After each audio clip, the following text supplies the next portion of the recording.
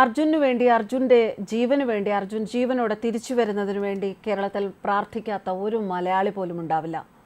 ഒരു പോസ്റ്റിന് താഴെ വന്ന ഒരു കമൻറ്റ് ശ്രദ്ധയിൽപ്പെട്ടു. ആ കമൻറ്റ് വായിക്കാനുള്ളൊരു താല്പര്യം തോന്നിയത് അതിൻ്റെ വാക്കുകളാണ്.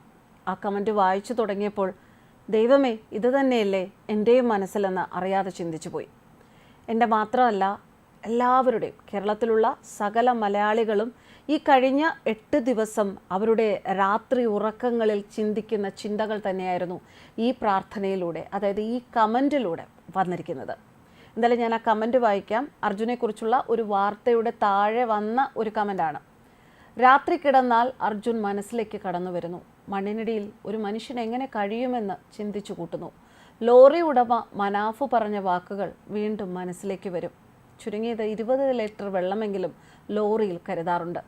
അതവൻ്റെ കയ്യെത്ത് ദൂരത്ത് തന്നെ ഉണ്ടാവുമോ? വെള്ളം കുടിച്ചെങ്കിലും ജീവൻ നിലനിർത്താൻ അവൻ ശ്രമിക്കുന്ന അവസ്ഥയാണ് ഓരോ ദിവസവും ഭക്ഷണം കഴിക്കുന്ന ആ സമയത്തെല്ലാം മനസ്സ് മുഴുവൻ. രാവിലെ ഉണർന്നാൽ ഉടനെ അർജുൻ്റെ വാർത്ത എന്തായി എന്നറിയാനുള്ള ആകാംക്ഷ. പക്ഷെ ലൈവ് കണ്ടിരിക്കാനൊന്നും മനസ്സ് സമ്മതിക്കുന്നില്ല. നല്ലൊരു വാർത്തയ്ക്കായി നമുക്ക് കാത്തിരിക്കാം. മണ്ണ് വന്ന് മൂടിപ്പോയി ഇരുട്ടിനകത്ത് ശ്വാസം കിട്ടുമോ റബ്ബേ? നമ്മൾ ചില ദുസ്വപ്നങ്ങൾ കാണാറില്ലേ? തൊണ്ട വരണ്ടു പോകുന്ന നിമിഷങ്ങൾ, എത്ര ഒച്ച വെച്ചാലും ആരും കേൾക്കാത്ത അവസ്ഥ, ഒടുവിൽ ഉറക്കമുണർന്നാൽ അത് വെറും സ്വപ്നമാണ് എന്നറിയുമ്പോൾ കിട്ടുന്ന ആശ്വാസം. അതുപോലെ കഴിഞ്ഞു പോയ ദിവസങ്ങൾ അർജുൻ ഒരു സ്വപ്നത്തിലായിരുന്നു എന്നും അവശനിലയിലെങ്കിലും അവൻ തിരിച്ചു വരുമെന്നും മനസ്സ് മന്ത്രിക്കുകയാണ്. തുർക്കിയിൽ മുമ്പ് ഭൂകമ്പത്തിൽ മണ്ണിനടിയിൽ നിന്നും ദിവസങ്ങൾക്ക് ശേഷം ജീവനോടെ ലഭിച്ച പിഞ്ചു പൈതലിനെ പോലെ എന്ന ആശ പങ്കുവച്ചിരിക്കുകയാണ് ആ കമൻ്റ് എഴുതിയ ആൾ ഈ പ്രാർത്ഥനയിലൂടെ. ആയുസിൻ്റെ ബലം പടച്ചവൻ നൽകി അനുഗ്രഹിച്ചാൽ ഒരു പോറലും ഏൽക്കാതെ അവൻ തിരിച്ചു വരും. ജീവൻ നിലനിർത്താനുള്ള എന്തെങ്കിലും പോംവഴി പടച്ചവൻ തന്നെ അവനിൽ ഇട്ടുകൊടുക്കും. എല്ലാ ദുരന്തവും ഒരുപോലെ അളക്കുന്ന നമ്മുടെ ചിന്താഗതികൾ മാറണം. ഓരോന്നിൻ്റെയും അളവും വ്യാപ്തിയും വ്യത്യസ്തമാണ്. സാഹചര്യവും ഒരുപോലെയാവില്ല. നേരിയ പ്രതീക്ഷ നമുക്ക് ബാക്കിയുണ്ടെങ്കിൽ പ്രാർത്ഥനയോടെ കൂടെ നിൽക്കുക.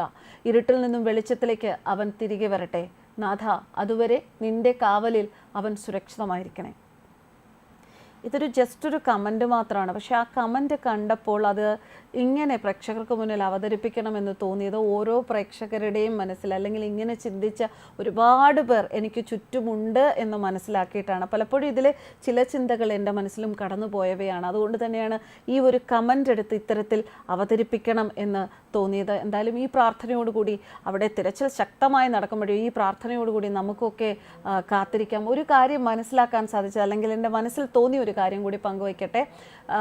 അർജുൻ്റെ കുടുംബാംഗങ്ങളൊക്കെ സംസാരിക്കുമ്പോഴെല്ലാം ശ്രദ്ധിച്ച ഒരു കാര്യം, അവിടുത്തെ സ്ത്രീകളൊക്കെ നല്ല കരുത്തുള്ളവരാണ്, അല്ലെങ്കിൽ അവരത് അങ്ങനെ ഭാവിക്കുന്നു. അവരുടെ കരുത്ത് കൈമോശം വരാതെ അവർ മനസാന്നിധ്യത്തോടെ നിൽക്കുന്നു. പക്ഷേ ആ അച്ഛൻ, അർജുൻ്റെ അച്ഛൻ്റെ മുഖം കാണുമ്പോൾ നമുക്കറിയാം അദ്ദേഹം വല്ലാതെ തളർന്നിരിക്കുന്നു. അദ്ദേഹത്തിന് അർജുനെക്കുറിച്ചുള്ള ഒരു മോശമായ വാർത്ത താങ്ങാനുള്ള ശക്തി ഉണ്ടാകില്ല. എന്തായാലും അങ്ങനെയൊന്നും സംഭവിക്കാതിരിക്കട്ടെ.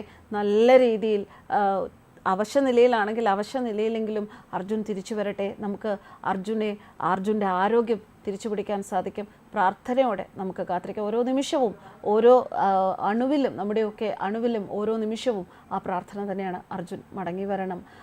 അർജുൻ കൃഷ്ണപ്രിയയ്ക്ക് കൂട്ടായി ഇനിയും ഈ ഭൂമിയിൽ ഉണ്ടാകണം എന്നത്. ന്യൂസ് ഡെസ്ക് കർമ്മ ന്യൂസ്.